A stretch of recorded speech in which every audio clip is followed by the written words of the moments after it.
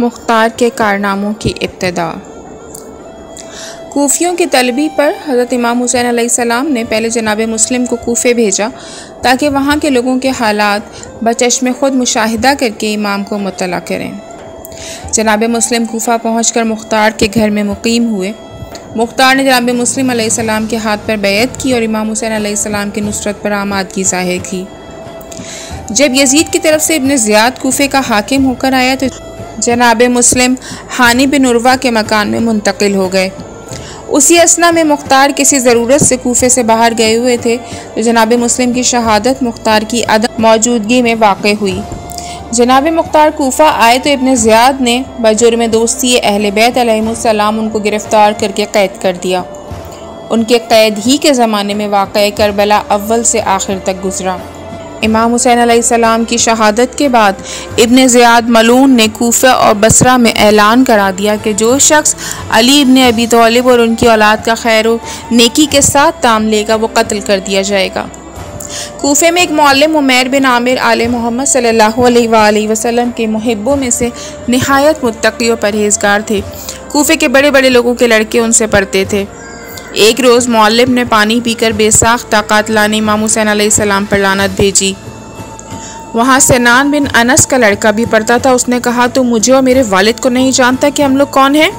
तूने इतनी बड़ी जुर्रत की कि मेरे सामने कातलाने हुसैन पर लानत की। क्या तुझको नहीं मालूम कि इब्न ज़ियाद जो इस वक्त कूफे का हाकिम है वो भी कातलाने हुसैन में से है? तूने सब पर लानत की। मौल्लिम ये सुनकर बहुत खौफज़दा हुआ। उससे निहायत नरमी से कहा कि आइंदा ऐसा ना करूँगा, इसका तस्करा किसी से ना करना।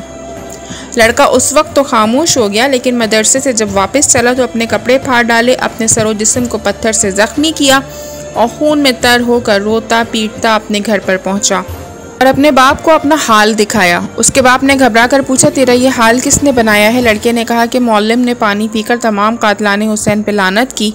मैंने मना किया तो उसने मेरे साथ ये सलूक किया। सना बिन अनस गज़बनाक होकर बेटे को साथ लिए हुए इब्न ज़ियाद के पास आया और जो कुछ लड़के ने बयान किया था सब उससे दोहराया। इब्न ज़ियाद सुनकर आग बगोला हो गया और दरबान से कहा कि मौल्लिम को उसके घर से पकड़कर मेरे पास हाजिर करो। अगर वो कोई मुज़ाहिमत करे तो उसको कत्ल कर देना, उसका घर जला देना। दरबान ये हुक्म पाते ही उमैर के घर पहुँचा और उसके गले में अमामा बांध कर खींचता हुआ इब्न ज़ियाद के पास लाया। उसको देखते ही इब्न ज़ियाद ने ग़ुलामों को उसे मारने का हुक्म दिया। सब ने मिलकर उस गरीब को खूब पीटा। जब खूब मार पड़ चुकी तो उमैर ने पूछा, मेरी ख़ता क्या है? इब्न ज़ियाद ने कहा कि तूने कातलाने हुसैन पे लानत की। इस लड़के ने मना किया तो इसको मार मार कर तूने लहू लुहान कर दिया और अब ख़ता पूछता है। उमैर ने कहा, इस लड़के ने मुझ पर बहतान बांधा है। खुदा की कसम, ना मैंने उसको कुछ कहा ना मारा। अगर कोई शख्स गवाही दे दे तो मेरी जान व माल सब अमीर के लिए हलाल है। मगर इब्न ज़ियाद ने बावर ना किया और हुक्म दिया कि इसको कैद कर दो। मौल्लिम का बयान है कि मुझे ऐसे कैद खाने में ले गए जो ज़मीन के अंदर था और इस कदर तारीक था कि जिसमें रात और दिन की तमीज़ नहीं हो सकती थी। उसमें उतरने के लिए 50 जीने थे। वहाँ मुझे मुंह के बल डाल दिया। वहाँ कैदियों की आह आह करने और कराहने की आवाज़ के सिवा और कुछ सुनाई न देता था। मैं भी उसी में पड़ा रहता था। एक दिन आखिरी गोशे से जंजीर हिलने की आवाज़ सुनाई दी। मैं किसी तरह उस आवाज़ के नज़दीक पहुँचा और टटोल कर मालूम किया कि किसी शख्स के पैरों में मोटी मोटी बेड़ियाँ पड़ी हुई हैं। हाथ पसे गर्दन बंधे हुए हैं और वह जंजीरों में इस तरह जकड़ा हुआ है कि हिल नहीं सकता। मैंने सलाम किया। उसने जवाब सलाम देकर मुझसे पूछा कि भाई तुमको किस ख़ता पर यहाँ आना पड़ा? मैंने कहा, खुदा की कसम, मोहब्बत मोहम्मद वाले मोहम्मद सल्लल्लाहु अलैहि वसल्लम के सिवा मेरी कोई ख़ता नहीं। फिर मैंने उसका नाम पूछा तो उसने कहा कि मुख्तार बिन उबैदा सकफ़ी। ये सुनकर मैं उसके कदमों पे गिर पड़ा। मुख्तार ने मुझे दुआएं दी और मेरा नाम पूछा। मैंने कहा, मैं उमैर बिन आमिर हमदानी मौल्लिम इत्फ़ाल कूफ़ा हूँ। मौल्लिम का बयान है कि मैं अक्सर मुख्तार की खिदमत में हाजिर रहता, उनसे गुफ्तगू किया करता था। एक दिन मुख्तार ने कहा, ए उमैर, तुम अनकरीब कैद से रिहा हो जाओगे। मौल्लिम की एक भतीजी बस्तान नामी इब्न ज़ियाद की लड़की की दाया थी। उसको मालूम हुआ कि मेरा चचा गिरफ़्तार हो गया है तो वो रोती पीटती इब्न ज़ियाद की लड़की के पास पहुँची। कहा, मेरे चचा उमैर बिन आमिर को अमीर ने किसी लड़के की शिकायत पर कैद कर दिया है। हालांकि वो मौल्लिम होने के सबब हर एक का खादिम है और उसका सब पर हक़ है। मैं आपके पास इसलिए आई हूँ कि आप मेरी खिदमत का लिहाज करते हुए अपने वालिद से सिफारिश करके मेरे चचा को रिहा करा दीजिए। लड़की ने इत्मीनान दिलाया कि घबराओ मत, मैं उसको रिहा करा के चैन लूँगी। और उसी वक्त अपने बाप के पास गई और कहा, मेरी दाया के चचा उमैर के ख़िलाफ़ किसी बच्चे ने इफ्तरा पर्दाजी की है और आपने उसको कैद कर दिया। वो एक मर्द कबीर अलसन है जिसके पास कूफे वालों के तमाम बच्चे पढ़ते हैं। अहले कूफा पर उसके बड़े हुकूक हैं। बाबा, मैं चाहती हूँ कि आप उसे मुझे बख्श दीजिए और जल्द रिहा कर दीजिए। इब्ने ज़ियाद ने उसकी गुफ्तगू सुनकर कह दिया कि जा, मैंने रिहा कर दिया। लड़की ने यह सुनकर बिला ताख़ीर दारोगा मजलिस को जाकर हुक्म दिया कि मौल्लिम को रिहा कर दो। उसने जिंदान के दरबान को हुक्म दिया। वो दरवाज़ा खोलने लगा। कुफल खुलने की आवाज़ सुनकर मुख्तार ने उमैर से कहा, तुम्हारी रिहाई के लिए दरवाज़ा खोला जा रहा है। मौल्लिम मुख्तार से बगलगीर हुआ और कहा, आपकी जुदाई शाक है। मुख्तार ने दुआए खैर दी और कहा, मेरी एक हाजत है और वो ये कि जब तुम बखैरियत अपने घर पहुँच जाना तो थोड़ा कागज़, कलम और दवात मेरे पास भेजने की कोशिश करना। मौल्लिम ने कहा, बसरो चश्म ये खिदमत अंजाम दूंगा। घर पहुंचकर मौल्लिम ने 1000 दिरहम और 500 शर्फियाँ लीं और एक फरबा गोस्फन का गोश्त भुनवाया और बहुत सी रोटियां पकवाईं और दारोगा मजलिस के घर ले गया। दरवाज़ा खटखटाया। उसके ज़ौजा ने कहा, वो मौजूद नहीं है। मौल्लिम ने सारा सामान उसकी बीवी के हवाले किया और कहा कि मैंने नज़र मानी थी कि रिहा हो जाऊँगा तो ये खिदमत करूँगा, दरोगा से कह देना। जब दरोगा अपनी मुलाजमत पे से घर आया तो ज़ौजा ने सामान देखा कि मौल्लिम का पैगाम पहुंचा दिया। दरोगा समझ गया कि वो कोई हाजत रखता है। मौल्लिम ने इसी तरह दूसरे रोज़ भी उतना ही सामान पहुंचाया। दरोगा दूसरे रोज़ भी मौजूद ना था।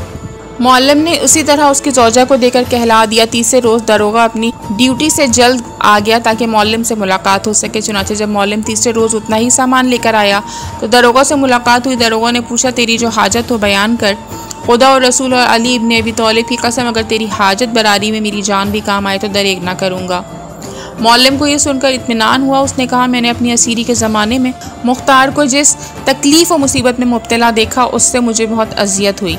जब मैं रिहा होकर आने लगा तो उसने मुझसे ख्वाहिश ज़ाहिर की कि किसी तरह कागज़, कलम और दवात उस तक पहुँचा दूँ। बस मेरी यही आजत है कि आप ये चीज़ें उसके पास पहुँचा दें। दरोगा ज़िंदा ने कहा, अगरचे ये नहायत ख़तरनाक काम है ताहम मैं ज़रूर कोशिश करूँगा। कैद खाने में बहुत से आदमी मुकर्रर हैं जो हर वक्त मेरे साथ रहते हैं और ज़रा सी खबर इब्ने ज़ियाद तक पहुंचाते हैं। एक तरकीब से ये काम मुमकिन है कि तुम खाना पकवाओ और रोटियों में ये चीज़ें छुपा दो, मेरे पास लाओ। मैं पूछूंगा ये क्यों लाए हो, तुम कहना मुख्तार ने मुझसे इन चीज़ों की ख्वाहिश की थी और कहा था कि ऐसा ना हो कि मैं मर जाऊँ, इन चीज़ों की आरजू दिल ही में रह जाए। इसमें से निस्फ आप लोग ले लें और निस्फ मुख्तार को दे दें। उस वक्त मुमकिन है कि मुहाफ़िज़ीन कैद खाना मुझसे पूछें कि आपकी क्या राय है। तब मैं कहूँगा कि मुख्तार भी मिसले दूसरे कैदियों के है और ज़िंदा दरगोर है। अगर ये खाना उसको पहुँचा दिया जाए तो क्या हर्ज है। मुख्तसर ये कि इस तरह चीज़ें मुख्तार तक पहुँचा दी जाएंगी। मौल्लिम ये सुन के खुश हो गया और कहा, अब यकीन है कि मैं अपने मकसद में कामयाब हो जाऊँगा। दूसरे रोज़ मौल्लिम वो तमाम चीज़ें लेकर कैद खाना पहुँचा। दरोगा ने एक लावारिस लड़के को पाला था जो रास्ते में पड़ा हुआ मिला था। अब वो जवान हो गया था। वो भी दरोगा और मौल्लिम की तमाम गुफ्तगू सुन रहा था। दूसरे रोज़ सुबह उसने जाकर इब्ने ज़ियाद से ये राज बयान कर दिया। इब्ने ज़ियाद उस लड़के को लिए हुए उस वक्त कैद खाना पहुँचा जब मौल्लिम सब सामान लिए हुए मौजूद था और दरोगा से नहायत गुस्से में कहा कि तू समझता है कि मैं तेरी हरकतों से नावाकिफ़ हूँ, तू भी नमक हराम हो गया है। दरोगा ने पूछा, ए अमीर, मुझसे क्या ख़ता हुई। इब्ने ज़ियाद ने कहा, मुख्तार के पास कलम दवात भेजने की तरकीब की गई है। दरोगा ने कहा कि मैं इतनी मुद्दत से अमीर की खिदमत में हूँ, कभी मुझसे कोई गलती नहीं हुई। इस मौल्लिम ने मन्नत मानी थी कि जब मैं कैद से रिहाई पाऊँगा तो कैदियों को खाना खिलाऊँगा। वो आज अपनी मन्नत पूरी करना चाहता है। ए अमीर, अभी ये सब तौम सामने है। इन खानों पे से किसी ने कपड़े भी नहीं उठाए हैं। आप देख लें, अगर इसमें कलम दवात और कागज़ निकल आए तो मेरा और मौल्लिम का खून मुबाह है। इब्ने ज़ियाद घोड़े से उतरा, खान पोश हटाकर एक एक रोटी उठा कर देखने लगा। मौल्लिम और दरोगा बारगाह अहदियत में दिल ही दिल में दुआ करने लगे कि पालने वाले, हमने तेरी और अहले बैत रसूल की खुशनुदी के लिए एक बरादर मोमिन की रिहाई की कोशिश की है और ये ख़तरा मोल लिया है। तो कादिर मुतलक है, हमको इब्ने ज़ियाद के जुल्म सितम से महफूज रख और इस बला को हमसे दफ़ा कर दे। इब्ने ज़ियाद रोटियों को उलट पुलट के देखता रहा। खुदा ने उसे ऐसा अंधा कर दिया कि किसी रोटी में उसको कलम और दवात और कागज़ का निशान तक नज़र ना आया। फिर तो दरोगा ने कहा, ए अमीर, ये लड़का मेरा नहीं है, बल्कि उसको मैंने सरे राह पड़ा हुआ पाया था और उसकी नाजो नाम से परवरिश की, उसका इसने ये सिला दिया। कल मैंने इसको कुछ तंबीह की थी, इस सबब से उसने मुझ पर यह इफ्तरा किया। इब्ने ज़ियाद लड़के पे बरस पड़ा और कहा, तू चाहता है कि मैं खूने नाहक में गिरफ्तार किया जाऊं? फिर तलवार निकालकर एक वार में उसका काम तमाम कर दिया और हुक्म दिया कि खाना कैदियों को खिला दिया जाए। मौल्लिम और दरोगा खाना मुख्तार के पास ले गया, पूरी रोदात बयान की। मुख्तार ने कहा, खुदा आप लोगों को जज़ाए खैर दे। और 2 ख़त लिखे, एक अपने बहनोई अब्दुल्ला बिन उमर के नाम, दूसरा अपनी बहन सफ़िया के नाम जो अब्दुल्ला बिन उमर की ज़ौजा थी। अब्दुल्ला बिन उमर को लिखा कि अब्दुल्ला इब्न ज़ियाद ने मुझे बेगुनाह कैद कर रखा है और ऐसा कोई नहीं जो यजीद के पास मेरी रिहाई की सिफारिश करे। आपकी कदर मंजिलत यजीद के नज़दीक बहुत कुछ है। आप इस ख़त को लिखें कि वो इब्न ज़ियाद को मेरी रिहाई के बारे में लिखे। फिर मुअल्लिम से कहा, आप ही इन ख़तों को मेरे बहनोई और बहन को पहुँचा सकते हैं, इसका अजर आपको खुदा से मिलेगा। मुअल्लिम ने कहा, आप मुतमईन रहें, मैं इंशाअल्लाह ज़रूर ये खिदमत अंजाम दूँगा। ये कह के मुअल्लिम और दरोगा कैद खाने से वापस आए।